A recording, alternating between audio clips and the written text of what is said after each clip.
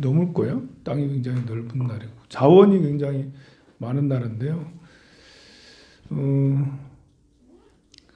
이제 군부의 쿠데타가 일어난 것은 이제 아웅산 수치는 뭐 여러분들 다들 많이 들어봤을 거야. 우리 대한민국하고 이제 뭐 버마하고는 뭐 여러분들 연세쯤 되면 다들 알죠. 이제 아웅산 사건 이래가지고 정치인들 가가지고 굉장히 많이 돌아가셨는데요. 그 전두환 대통령이 아니지. 전두환 때인가요 그때가? 그죠? 그때도 전두환도 자칫하다가는 이제 거기 갔다가 큰일 날 뻔했는데 전두환이 안 갔던 거 같아요. 다른 사람들이 가가지고 대신 다 죽고 그랬던 일이 있었죠. 근데 이제 그 미얀마에서는 아웅산이 굉장히 유명한 사람이고 아웅산이 거의 그 미얀마 독립을 이끌어낸 사람으로 해서 그 미얀마 영웅인데요.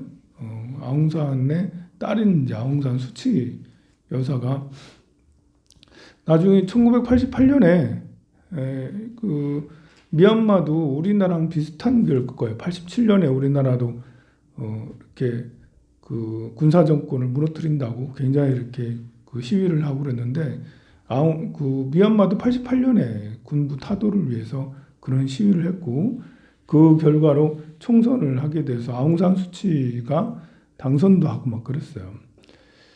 근데 아웅산 수치는 대통령이 하기 어려운 게 거기 나라 헌법이 외국인하고 결혼한 사람은 또 자녀를 둔 사람은 결혼할 그 대통령이 할 수 없도록 그렇게 해놨어요. 그래가지고 아웅산 수치는 뭐 이렇게 그쪽 이렇게 진보적인 그런 곳에 수장이긴 하지만 그래도 정권을 하지 못하고 지금도 이렇게 뭐 친구 비슷한 누군가가 이제 대통령이고 본인은 고문이고 막 이랬었거든요.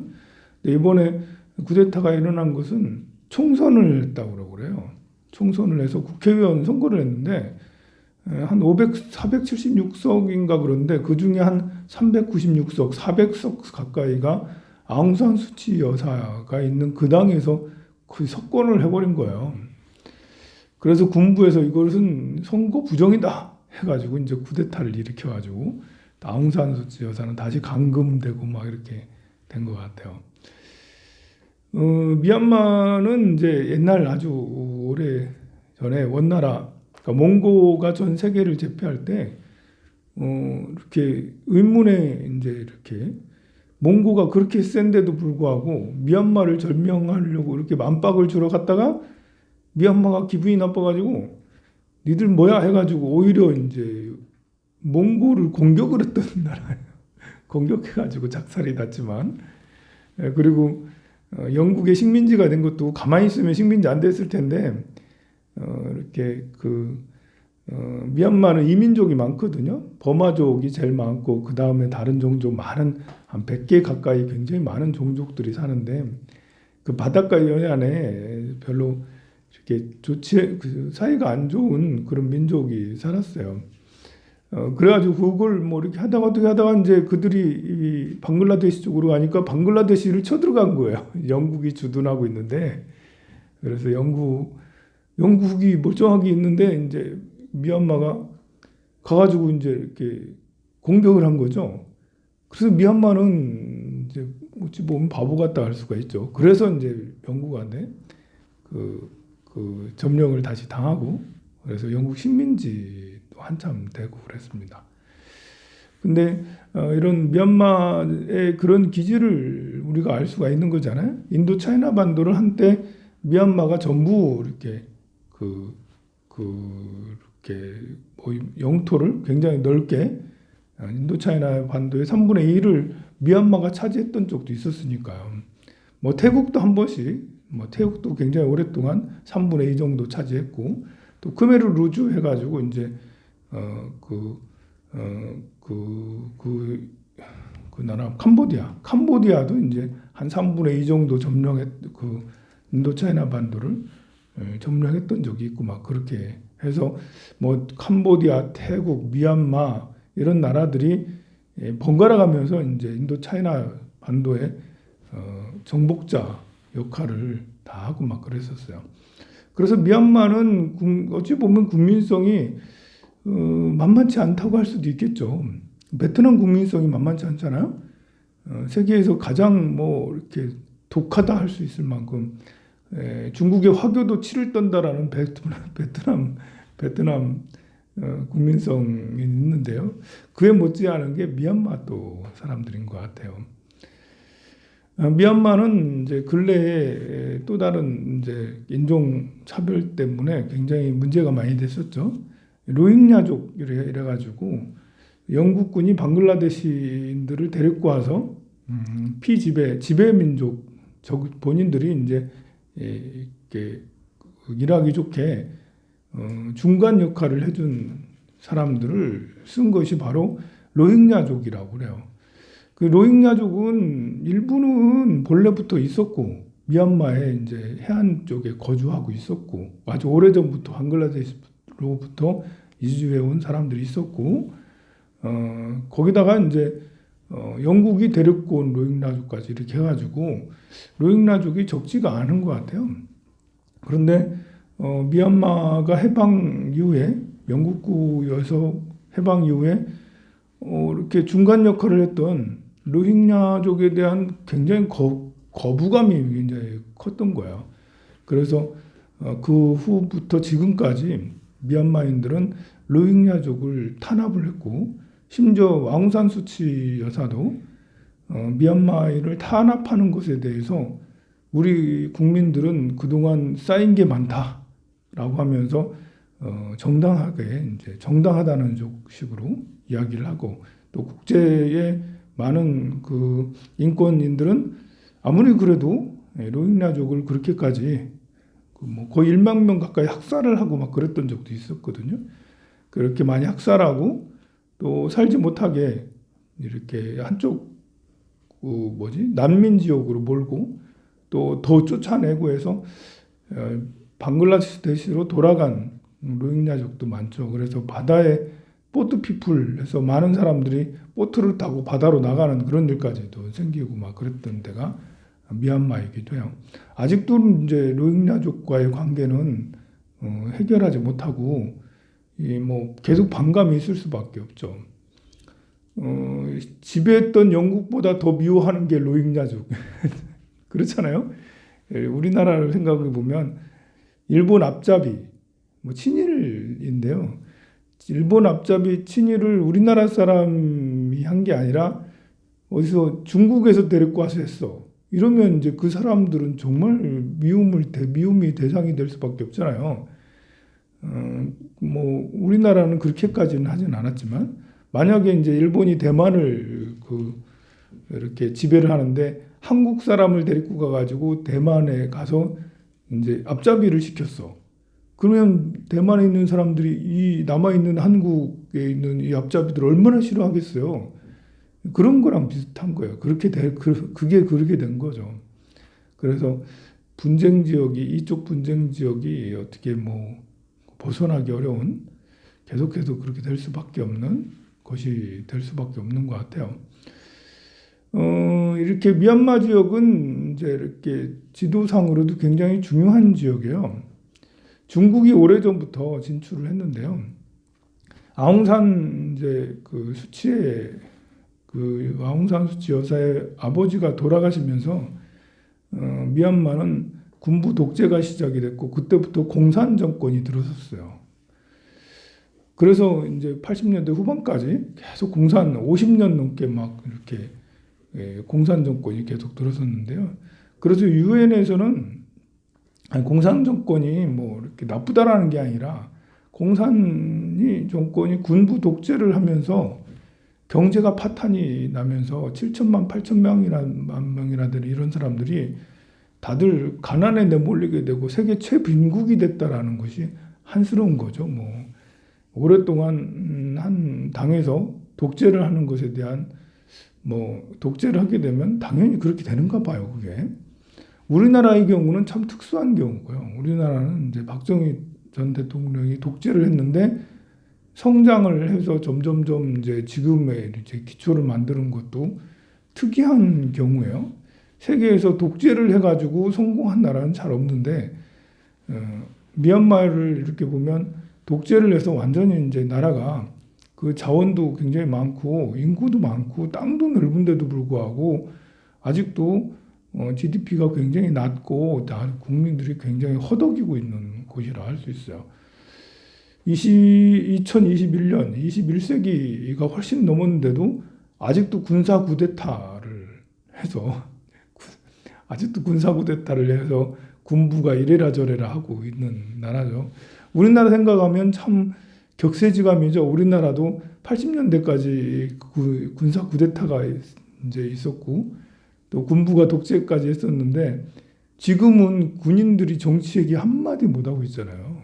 지금은 군인들이 정치에서 완전히 물러서 있고 민간인들이 이제 이렇게 우리 국민들이 국회의원이 되고 대통령이 되는 그런 세계에서도 가장 빨리 민주화가 됐고 그 민주화도 올바른 방향으로 민주화가 가장 빨리 된 나라이어서 미얀마의 그런 군부 쿠데타 이런 것은 그야말로 저세상 이야기처럼 우리나라는 아주 많이 달라졌어요.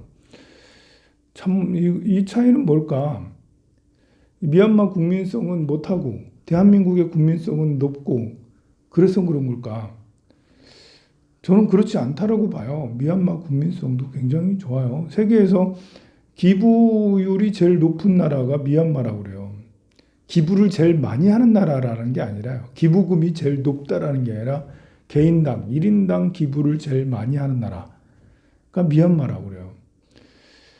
미얀마가 뭐 잘했는지 못했는지 못한 게 거의 대부분인데요.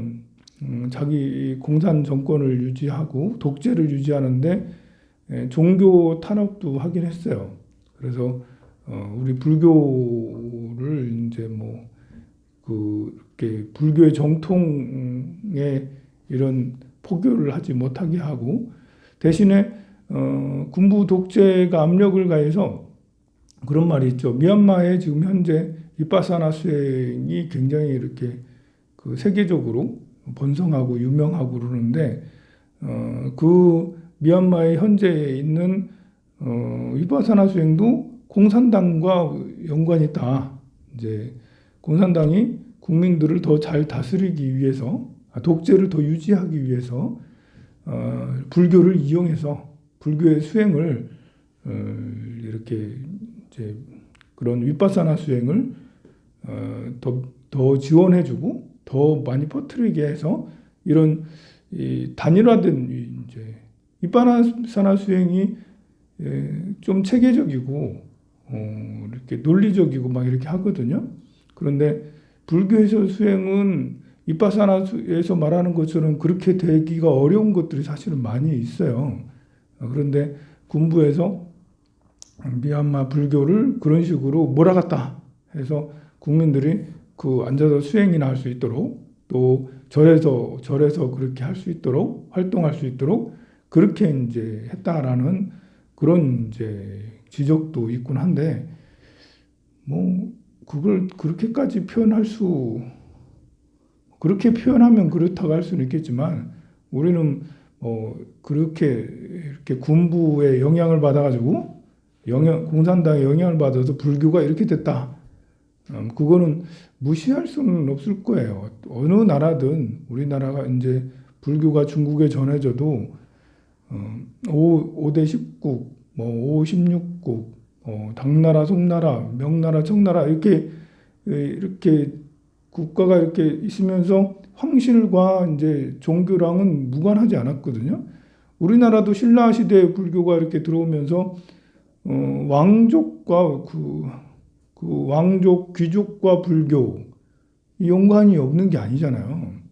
그리고 고려 시대 불교는 더더욱 이제 정부하고 결탁한 불교였고 또 조선 시대 불교는 반대로 정부에게 탄압을 받았던 불교로 정부의 영향을 굉장히 많이 받아서 이렇게 산중으로 들어가게 된 그런 불교가 된 것처럼 미얀마에서도 공산당이 그렇게까지 이렇게 집권을 하는데 불교도 영향을 당연히 받았죠. 다행인 것은 그래도 북한은 불교를 엄청 탄압을 해서 저를 거의 남겨놓지 않았지만 미얀마는 그렇게까지 불교를 탄압하지 않았다라는 거죠. 그래서 국민들은 아직도 이렇게 출가한 스님들이 많고요. 교육을 절에서 많이 담당해요. 옛날에는 정부에서 이렇게 국민들을 교육 별로 시키진 않았어요.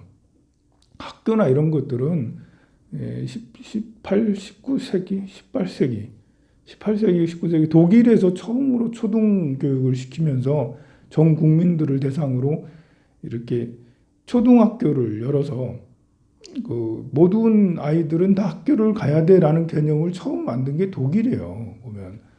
그리고 그거를 하기 위한 왜 그렇게 국민들을 초등교육을 다 시켰냐면 당시에 독일이 막 산업화가 돼서 영국을 막 쫓아가야 되는 그런 입장이었거든요. 사람들 공장 보내려고 공장 보내서 막 산업화를 시켜야 되잖아요. 근데 1, 2, 3, 4도 모르면 안 되잖아. 국민들이 글자를 모르면 안 되잖아요. 공장에서 일을 하려면 그래도 글자도 알고 숫자도 알고 더하기 빼기도 알고 곱하기도 알고 그래야 되거든요.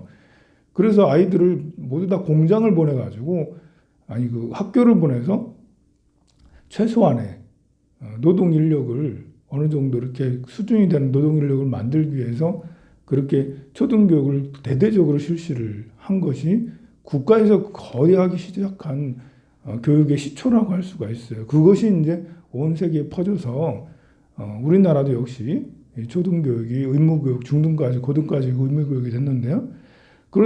처음에 교육이 그래서 시작됐기 때문에 교육이 질이 그냥 이렇게 모든 이에게 맞춤식이 아니라 이거는 이제 어떤 인력을 만들기 위해서 그러니까 노동자를 만들기 위해서 이렇게 하는 교육이 아직도 뿌리가 남아있는 게 대한민국에 특히 더 심해요. 대한민국에 뭐 70년대, 80년대 독일식의 교육을 이런 걸 많이 들어오고도 막 그랬는데요. 그때 60년대, 70년대, 80년대는 거의 공장에 보내기 위한 교육 이런 것이 더 심했다라고 할 수가 있어요. 그래서 인륜적인 교육이라고 했던 것이 지금도 역시 아직도 뿌리가 남아 있고 막 그렇습니다. 근데 그런 이제 공립의 그런 교육이 있기 이전에는 종교기관에서 그 역할을 많이 담당을 했어요. 정부에서 안 하니까 민간에서 민간 교육을 했는데요. 그래서 사찰에서 고려시대 이런 때는 신라시대 고려시대 이런 때는 사찰에서 이제 많이 교육을 담당을 했어요. 지금의 이제 동남아시아 지역의 인도 차이나 반도에 뭐 태국, 미얀마, 뭐 라오스 뭐 이런 데도 대부분 국공립이 이렇게 쉽지가 않고 그래가지고 사찰에서 아직도 교육을 담당하는 곳이 굉장히 많아요, 보면. 이것은 우리 불교뿐만 아니라 기독교 역시도 마찬가지였어요. 기독교도 뭐 교회 이런 곳에서 옛날부터 교육을 많이 담당하고 그랬는데 특히 불교는 그런 역할이 굉장히 컸었던 것입니다. 아직도 미얀마는 학교 제도가 제대로 안 돼 있는지 사찰에서 이렇게 출가한 아이들이 아직도 되게 많아요. 티베트는 점점 출가한 아이들이 줄어들고 있는데도 동남아시아의 미얀마는 아직도 출가한 아이가 굉장히 많아요. 절에 가면 이렇게 대학처럼 돼 있어요. 학교처럼 돼 있고 가면 머리 깎고 승복 입은 아이들이 막 뛰놀고 거기서 수업 받고 막 이렇게 하고 있거든요. 그런 부분은 이제 참 좋아 보이고 불교적 입장에서 참 좋아 보이고 국가적 입장에서는 사실 국가에서 이렇게 초등교육, 중등교육, 고등교육을 의무교육 시켜서 그렇게 해야 되는데 아직도 사찰에서 이렇게 이루어지고 있는 것은 굉장히 이렇게 아직도 정치가 안정이 되지 않다. 나라 경제가 안정이 되지 않아서 사찰의 역할이 커지고 한 거죠. 우리 스님 입장에서는 야 스님들 열심히 하시네 하면서 가가지고 미얀마 여행 가고 그러면 순례 가고 그러면 그런 학교 가서 우리 대중공양 간다고 이제 연필도 사주고 공책도 사가지고 하고 뭐 이렇게 공양금도 준비해서 거기 사찰이 그 아이들 공부하는데 잘할 수 있도록 후원도 해주고 그러는데요. 사실 이제 그것은 미덕이지만 또 한편으로 생각하면 우울한 미덕인 거예요. 우울한 미덕인 거예요. 우리가 꼭 그렇게까지 해야 되나 할 만큼 미얀마는 참 그렇게 아직도 그런 수준에 있다고 할 수 있습니다. 미얀마는 지정학적 위치가 이렇게 길게 이렇게 인도양까지 쭉 뻗어 내려왔기 때문에 지정학적 위치가 굉장히 중요한데요. 중국 입장에서는 미얀마를 가만히 이렇게 뺏길 수 없는 지역이라 할 수 있어요. 왜냐하면 보세요. 중국은 베트남하고도 사이가 그렇게 별로 안 좋아요. 중국은 유럽과 이렇게 물동량이 많을 수밖에 없는데요. 그러면 유럽에 수출을 하려면 뭐 선전이나 홍콩이나 이렇게 해가지고 쭉 돌아가지고 이집트 운하해가지고 이렇게 유럽까지 가야 되는데 이 배가 그렇게 돌으려면 엄청 많이 돌아가야 돼요. 베트남에서 간다 하더라. 베트남하고 사이가 좋아서 베트남에서 간다 해도 그렇게 쉽지가 않아. 그런데 인도랑은 더 나쁘잖아. 인도랑은 거의 적대적이에요. 그래서 인도는 히말라야가 있기 때문에 또 그렇게 해가지고 트럭으로 실어서 뭐 배로 할 수가 없어요. 근데 미얀마는 이렇게 중국하고 국경을 마주하고 있어요. 비록 험한 산악 지역으로이긴 하지만 그래도 터널 뚫고 못 뚫고 하면 그러면 미얀마로 쭉 가서 미얀마 해안으로 가면 바로 거기 인도양이고 바로 조금만 돌면 바로 이제 아프리카하고 유럽이 되잖아요, 보면. 그러니 지정학적으로 미얀마가 굉장히 중요한 것이 중국이에요. 그리고 미얀마는 또 오래전부터 공산 정권이었기 때문에 친중일 수밖에 없죠. 미국은 이제 미얀마가 이제 참 좋은 위치에 있고 뭐 이렇게 탐은 나지만 미얀마가 예전부터 공산국가였기 때문에 이렇게 러브콜을 하려고 해도 쉽지가 않죠. 그런데 지금 현재 새로 군부 쿠데타한 이 군부는 친중적이라는 거고 이렇게 반미랑 좀 비슷한 그런 거라고 할 수가 있는 모양이더라고요. 그래서 이런 관계가 어떻게 전개될까?